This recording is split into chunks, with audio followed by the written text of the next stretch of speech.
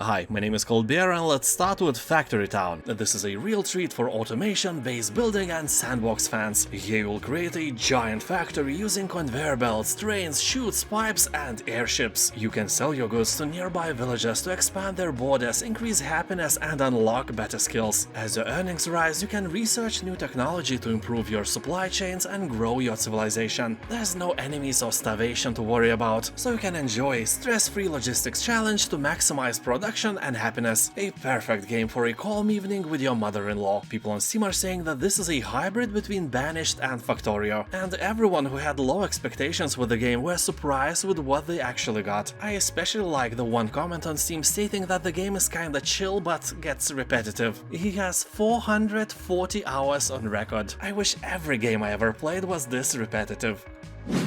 Shadow of the Tomb Raider Definitive Edition. Here we'll experience the final chapter of Lara's origin as she is forged into the Tomb Raider we all know. This version includes the base game, all 7 DLC challenge tombs, all downloadable weapons, outfits and skills. Here you'll have to survive and thrive in one of the deadliest places on Earth and master an unforgiving jungle setting in order to survive. Also explore underwater environments filled with crevasses and deep tunnel systems. You will have to use the jungle to your advantage. Strike suddenly and disappear like a jaguar, or like your money on every Steam sale, use dirt as camouflage and disseminate fear in enemies to sow chaos. Yeah, the game's description makes an impression that you will play not as Lara Croft, but as a predatory vampire monster, to say the least. War for the Overworld. This is a strategy-based building RTS where you will excavate and build your own dungeon. Yes, you are almighty evil dungeon master or mistress. Here you can choose from over 60 rooms, spells, potions, rituals, defenses and constructs as you progress through the game. Just be warned, the game is quite fast-paced, so you'll have to build like a swift underlord you are, or else your beautiful dungeon creatures might not win against the ugly, puny heroes. In the game you can also build your own maps and campaigns, so unleash that inner creator you borrowed somewhere deep down under the bed long time ago. It's your time to shine. People on Steam are calling this game a spiritual successor of Dungeon Keeper. You know, with all the dark humor, evil creatures and evil you. Narita Boy. This is a retro-futuristic game where you are Narita Boy, a legendary digital hero in an epic quest of simultaneous dimensions. The digital kingdom is under attack and you are the last hope of survival, so you will have to explore a vast world to find a techno sword, the only effective weapon against the enemy. That sounds nuts and also really cool. People on Steam are saying that Narita Boy has great music and huge variety of monsters and vehicles. You can even ride a floppy disk. How cool is that? Although the least favorite part for almost everyone is platforming. Most of the players agree that dying by just jumping is way more common than dying from some monster, and that irritates a lot of people. Also, the story sounds cooler than it actually is. But in general, the game is a proud owner of a very positive review score, and that is always a good sign. Planet Zoo. Remember when you were a child and in a zoo you saw some dumb animal and then you said something like, "I want that, I wish I could keep it." And then your mother just slapped you and said, "It's a lion, it would eat you." And you were like, "No, I don't think so." Yeah, kids are dumb, but the point of this story is that now you can keep a lion, and giraffe, crocodile and elephant, and not one but as many as you want. And the funny thing is that you are just as unsuitable to keep them now as it was back then when you were a kid. All your animals would get sick and die, or they will die because you'll forget to feed them or give them more cosmos. Well, I mean space. And it's a fun game if you are ready not to cry over imaginary animals and their imaginary deaths. Base game itself is very cheap, but it has like 8 or 9 DLCs, so it will suck your wallet dry. Be careful. Slime Rancher.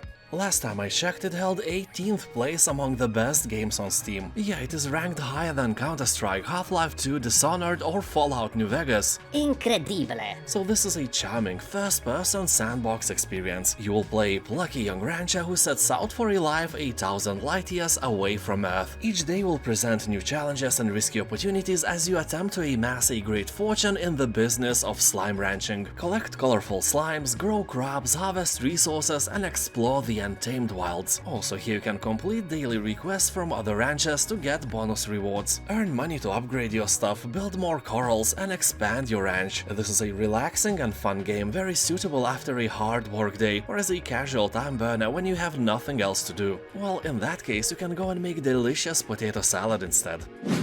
Age of Darkness Final Stand. Since that StarCraft mission I played 20 years ago where I had to hold my base intact against a never-ending Zerg attack, this concept landed in a warm place of my cold beard heart. Later I have played countless maps like that on StarCraft 2, and then There Billions was released. I enjoyed the game, but I was disappointed as well, because it lacked unit types and was kinda repetitive. Age of Darkness is a bit different. It has a very positive review score on Steam and the technology, allowing over 70,000 swarming AI units on screen at the same time. Also day and night transitions and more defensive units than There Billions had. That sounds nice, but we all know how this gameplay will go for you. You'll see some zombies breaching your walls and then you'll be like, This is fine. Thymesia. This is a dark fantasy action RPG with fast-paced combat and an interesting plague weapon system. In a kingdom where death spreads, play as a mysterious character known by the codename Corvus. So anyways, you know, as always, Corvus is the kingdom's final hope. Blah blah, the fate of the land is resting in your hands, and so on. So it's fair to say that the kingdom is doomed, because this is a Souls-like game. You know, also it's a short game. It is possible to beat it in 6 hours, but hey, let's be fair and square and triangle. It ain't gonna happen unless you are god of gamepad. So buy it only if you like Dark Souls and Sekiro, for example. It's very similar to those titles. Also, if you like tea with Thymes, then you are strong and this game needs you. Chorus. Here you'll unlock amazing weapons and mind-bending abilities. Along with your sentient starfighter, visit ancient temples, engage in exhilarating zero-G combat, and venture beyond our waking reality. Explore epic locations such as sprawling space stations and strange planes of existence beyond our own. Engage in dogfights from epic cosmic void to tight crystalline corridors. People on Steam are saying that Chorus is one of the best-looking space games to date, but will make you vomit on your keyboard if you are a victim of motion sickness. If you are in doubt, just download and play Chorus demo on Steam absolutely free. Untitled Goose Game. Ever wanted to be an evil goose? No? Well, you should, because you can be a menace to society, not only being human that you are. Here you'll make your way around town, setting up ranks, stealing hats, honking a lot, and generally ruining everyone's day. This is a nice and funny puzzle game. And also, if you ever feel alone, you can play co-op with your mother-in-law, and that's how there will be 2 evil geese. The more the merrier, right? If you love making people suffer, this game is definitely for you. Honey, I joined a cult. The title is a bit misleading because here you won't be joining a cult, you will be the boss of it. So let's go and create our own religion and become respectful cult leaders. In the process, make some real good money and exploit others by imposing our own will on various dimwits. Here, as everywhere else, effective management is at the heart of every money-making enterprise, and your organization is no exception. Dressing in snappy robes isn't enough, your cult must run like a well-oiled hypnotic wheel. People on Steam are talking that this is a great game to relax and play for an hour or so once in a while. So if you like management games, it may be your spoon of potato salad, but don't expect miracles. It's an entertaining game, not an actual cult simulator. You won't be actually learning how to scam people with imaginary friends. Anyway, 8 out of 10 people are happy with the game, so there is a chance that you will like it as well. Monster Sanctuary. Some time ago something happened and platformer games started to develop deepness. Monster Sanctuary is one of those examples when you put a huge interesting game into a 2D side-scrolling setting. Basically it's sort of a Pokemon game where you collect various monsters and use them for your own interest and pleasure. They do all the hard work for you and you gain all the benefits, so they are basically your slaves and have no free will of their own. They have to serve their master Overlord and never think about returning to nature ever again, because once you enslave them, that's it, they are bound to your will. And somehow here, you are still a good guy. Blasphemous. This game is a true work of art. I don't think that any of you will argue with me about that. Art-wise, this is one of the best examples of Metroidvania and Souls genre collision. Interesting thing is that the major influence of Blasphemous' story and design was the religious art of the city of Seville in Spain, and also works of famous Spanish painters, especially Francisco Goya and his 200-year-old painting called The Procession of Flagellants, or Flagellants, I have no idea how to say it. If you want some nightmares before bed, just Google Goya's paintings. They are as great as they are creepy. People on Steam are saying that the game has incredible dynamic music and amazing voice acting. Also, some dudes are seriously stating that Blasphemous was a gateway drug to a 2D indie platformer games from AAA Souls-likes, so it can really expand your horizons, but mostly here you will just die and die again. Neon Abyss. Here you will take control of one of the heroes traversing the dangerous underworld. You will be trying to find a way to remove the curse that made you immortal. If you get killed, you can go back to the Day's End bar, where you prepare for the next playthrough. Over time you will unlock new rooms offering previously unavailable items and challenges. People on Steam are saying that this game is like Enter the Gungeon, but actually fun. They say that this is a very nice 2D roguelike with a huge amount of different weapons, perks and companions. By the way, these companions can be earned by finding eggs, which have a chance to hatch if you clear a room. Each of them has unique skills and can increase in power if you can manage to keep them alive long enough. But let us be fair, the only thing you can keep alive long enough is that cactus on your windowsill. Overcooked.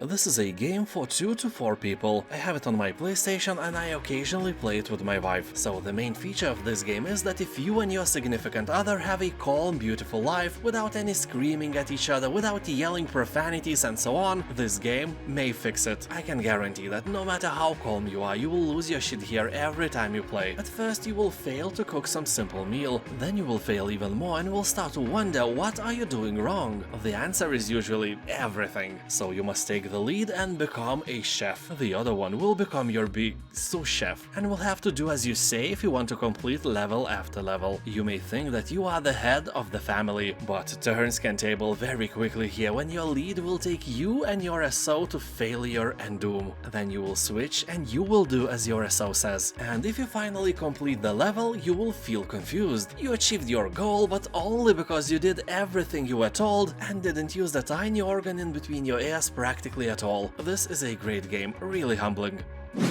Styx, Master of Shadows. This is an infiltration game with RPG elements, taking place in a dark fantasy universe where you sneak, steal and assassinate your way through as Styx, 200 years old goblin. Here you will be completing various missions and at the same time avoiding detection. Sneak in the shadows, assassinate your targets in close combat, or, you know, orchestrate accidents. RPG mechanics let you unlock new powerful skills, impressive special moves, and optimized equipment that will grant you spectacular powers such as invisibility, which is not meant for any creepy activities you just had in mind. You can also buy second part of the game. It is discounted as well, just be careful don't acquire the collection bundle that includes a DLC. You see that DLC is just a weapon and an outfit, nothing more. Also, it's not cosmetics only. These items are quite powerful, so in a way it's a pay-to-win DLC. That is a blasphemy beyond any words.